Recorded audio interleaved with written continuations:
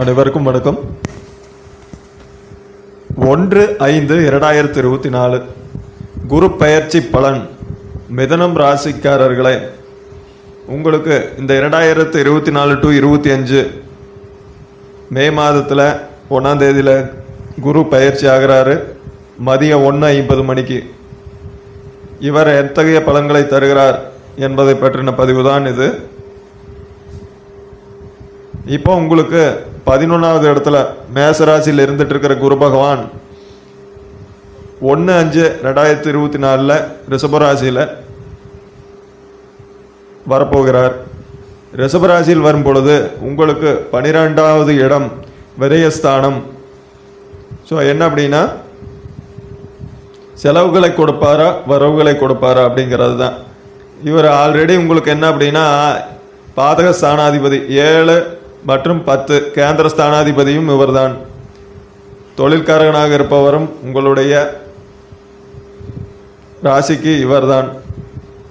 ஆக தொழில் சம்பந்தப்பட்ட விஷயங்களில் புதிதாக முதலீடு செய்வீர்கள், புதிதாக தொழில் தொடங்குவீர்கள், அனைத்து விதமான சுகபோகங்களையும் அனுபவிப்பீர்கள்.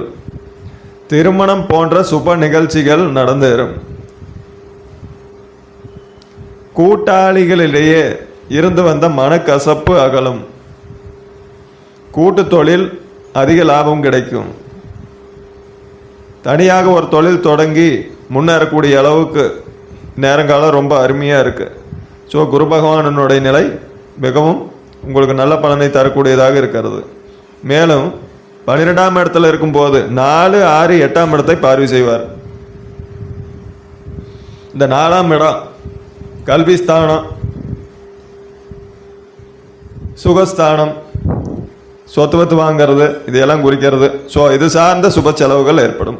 தாய் வழி உறவுகளில் ஏதேனும் நல்ல விஷயங்களுக்காக நீங்கள் சுப செலவுகள் செய்ய வேண்டி இருக்கும்.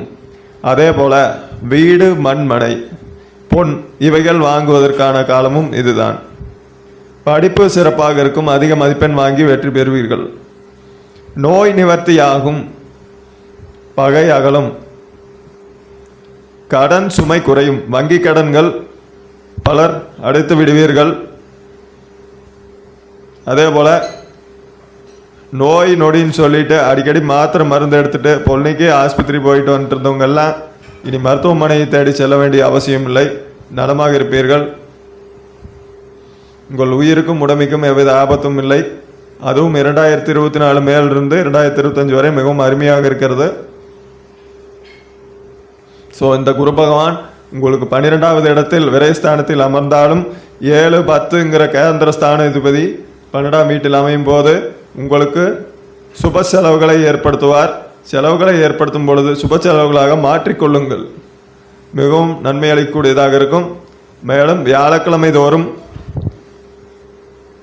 குரு பகவானினுடைய காயத்ரி மந்திரத்தை காலையில் 6லேருந்து 7 மணிக்குள்ளே சொல்லுவதும், 21 கொண்டக்கடலை மாலையை கோர்த்து கொண்டு போய் தட்சிணாமூர்த்திக்கு சாட்டிட்டு உங்களுடைய பெயருக்கும் குடும்பத்தாருடைய பெயருக்கும் அர்ச்சனை வச்சுட்டு வாங்க. அதுவும் தனப்பிராப்தத்தை கொடுக்கும். நகை நட்டெல்லாம் வங்கியில் வச்சுருந்தீங்கன்னா அதை திருப்பிடுவீங்க. இனி கடன் வாங்க வேண்டிய அவசியம் இல்லை. வாங்கிய கடன்களை எல்லாம் அடைக்கும் நேரம் வந்துவிட்டது. சிறப்பான லாபம் உண்டு. நன்றி. என்னிடம் ஜாதக பலன் கேட்க விருப்பமுள்ளவர்கள் டிஸ்கிரிப்ஷனில் என்னுடைய வாட்ஸ்அப் நம்பர் கொடுத்துருக்கிறேன். அதில் தொடர்பு கொள்ளலாம். ஜாதகம் சொல்வதற்கு கட்டணம் செலுத்த வேண்டும்.